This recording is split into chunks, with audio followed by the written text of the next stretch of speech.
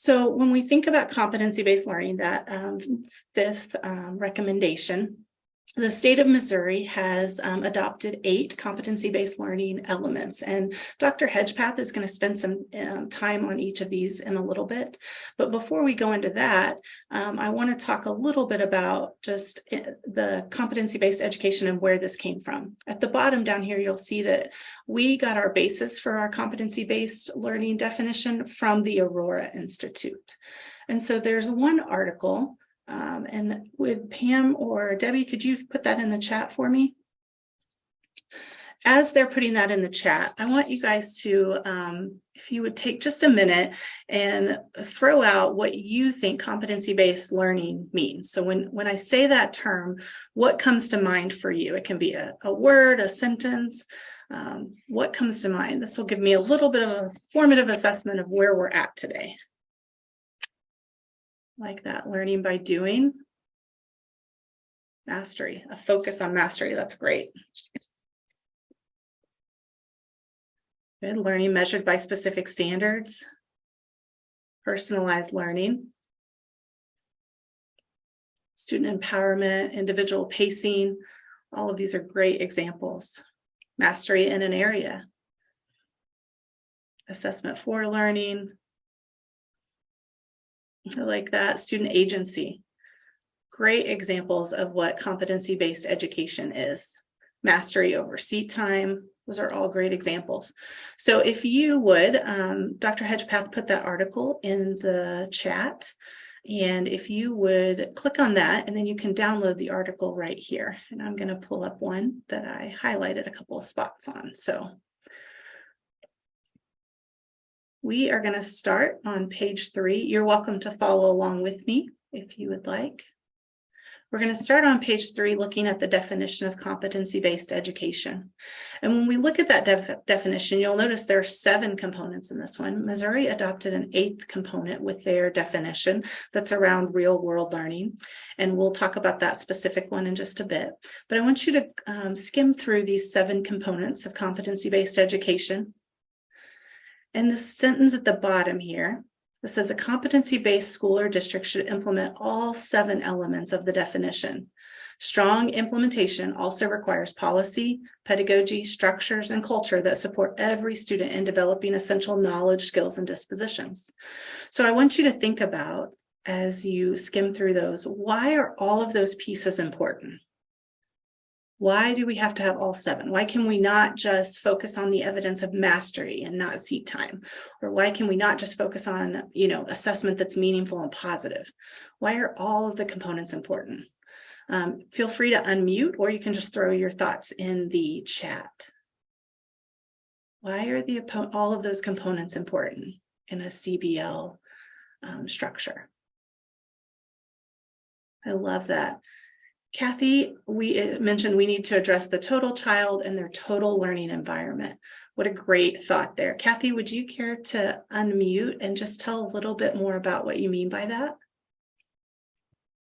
Yeah, for instance, if we would only pick one of these, I mean, that's better than nothing, of course, sure. But it doesn't reach through the learning experience of the child. All these need to be in place to give them their optimum learning at their level. So if we leave some out or we don't address some, we're not really hitting that goal. So true. They all have to be addressed, and Willard mentioned that as well, saying they're all tied together for student success. It's a great feedback there. If we just focused on the assessment piece, that assessment element, but we weren't providing timely differentiated support, that's not going to be beneficial for our students. Same thing with the evidence of mastery and not seat time. If we were just focused on mastery, but we weren't looking at the assessment piece, how would we know that mastery had been accomplished? So some great thoughts there. I think I want to emphasize here, though, that this is, and Debbie mentioned this at the beginning, but the competency-based education is a mindset shift.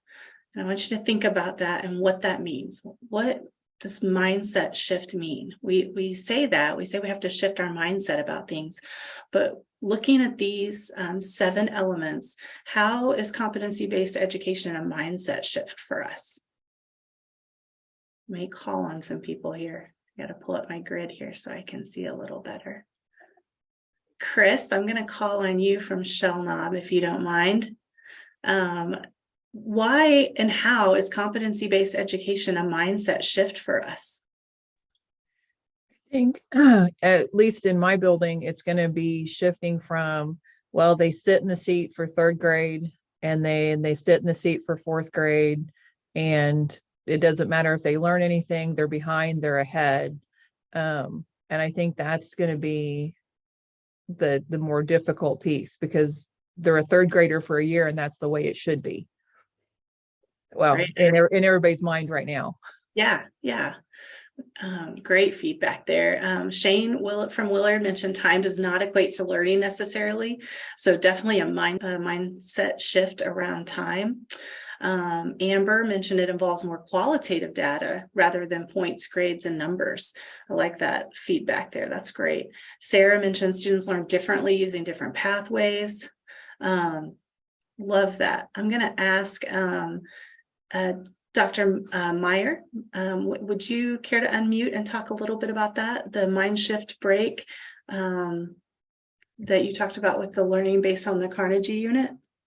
Yeah, the Carnegie unit's been around for forever, and it was basically a unit that was designed that says this is how long it takes for somebody to learn a new skill or new knowledge. And but we are so tied to that. We're so tied to bell schedules. We're so tied to routine. We are so tied to all of these things that, and it's been ingrained in us since we were little kids. So to break free from that norm absolutely takes a mindset shift, which is difficult to say, but I think it's worth it. And it's working that out with how credits can be awarded and how the state does testing and things like that are the real rub, honestly, when it comes to that. I think more people would be willing to venture out and experiment more if we weren't still constrained by so many other structures. I love it. I'm going to call also on Dr. Allison. You mentioned a mindset change of control. What can you tell us more about what you're thinking with the change in control? I think it just goes back to what they were saying about time parameters.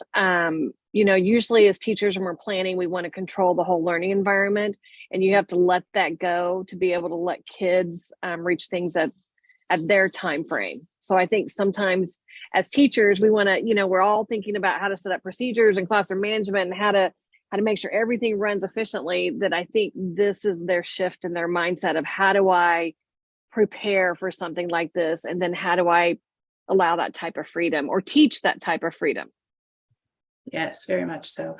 And as a teacher, moving from the bearer of all the information to a facilitator as well, which you alluded to there. So I'm going to scroll down just a little bit, and in the article, still on page 3, there's a chart that shows the difference between the definition of competency-based education in 2011 versus 2019 definition. And I just want you to kind of compare those quickly and throw in the chat a couple ideas that are different from 2011 to 2019. What's some of the changes that they've added to this definition? Student voice and choice is added to the 2019 definition. Yes, and student empowerment has been added in there. That wasn't there. I like that. Students are in the driver's seat when it comes to demonstrating their learning. Yep. While others are throwing out their ideas, I noticed the difference in the assessment from 2011 definition to the 2019 definition has just, Barbie mentioned it's not just being positive, but they're also empowering. So they've expanded that. It also goes into timely, relevant, and actionable on the assessment. Hope students, their agency and involvement is outlined and included. Equity's been added to the 2019 definition. So you can see that this is like most things in education. Once we have a working definition, there's always room for improvement in education and in all things. So we've definitely improved the definition throughout the years. So I'm going to scroll down. The next page, page 4, talks about some belief statements.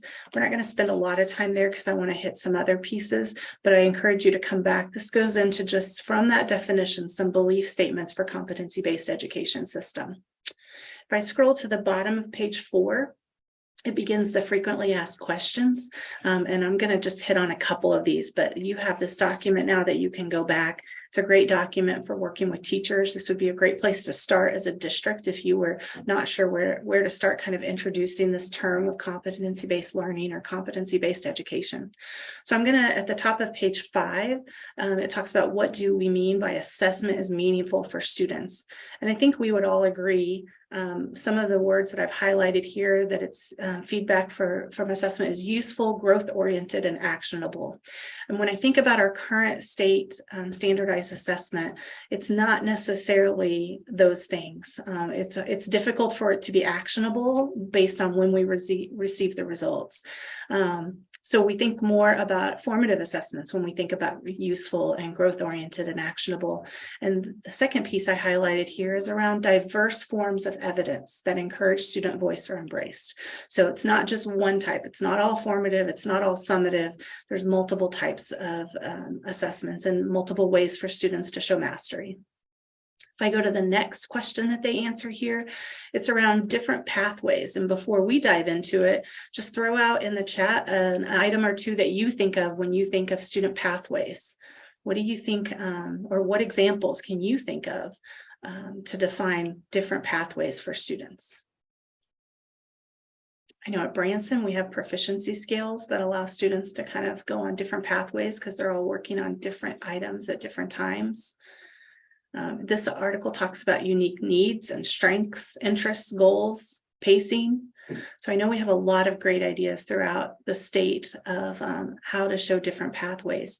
The 2 items I highlighted that I wanted us to really look at is the learning progressions that provide guidance to students within their zone of proximal development.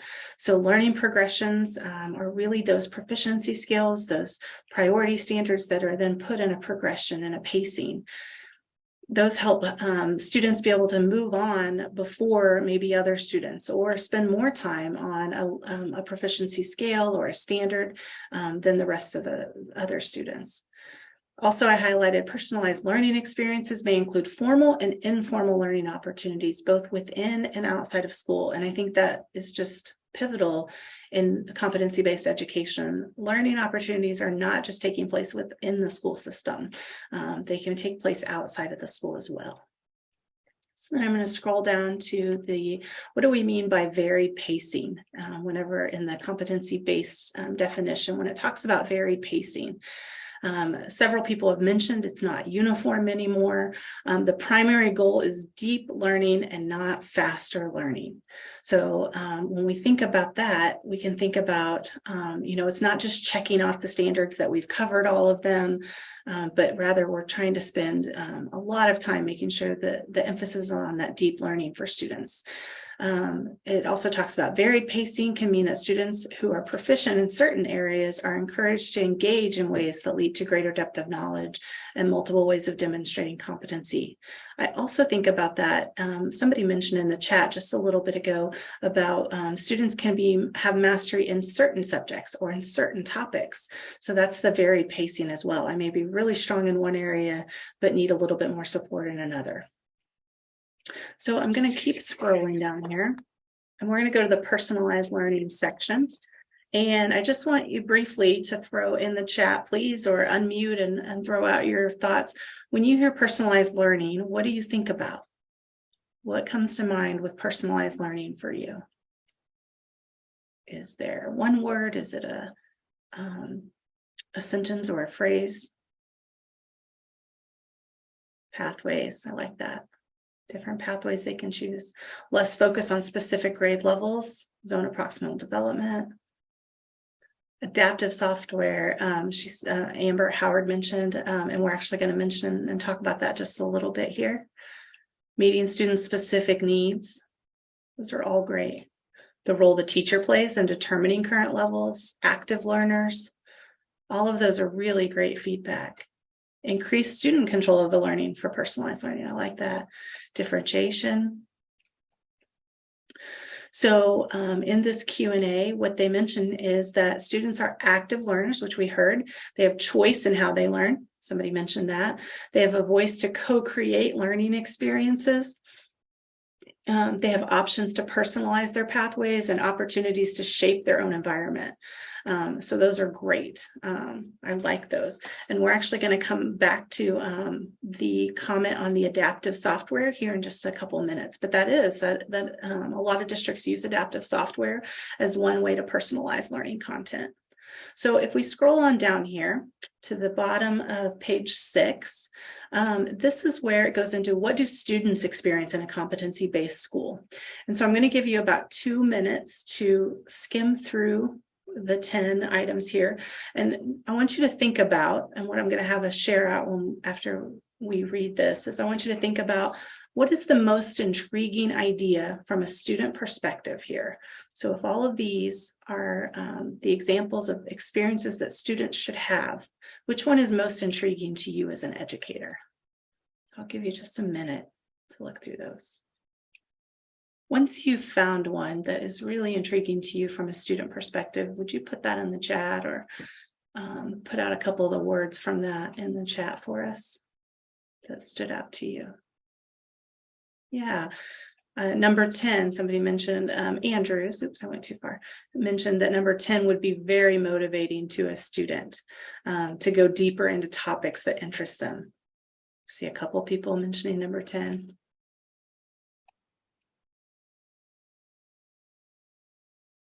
Independent and lifelong learner. Amber, would you care to expand a little bit more on your thought about the clear connection between CBL and social emotional learning? I love that.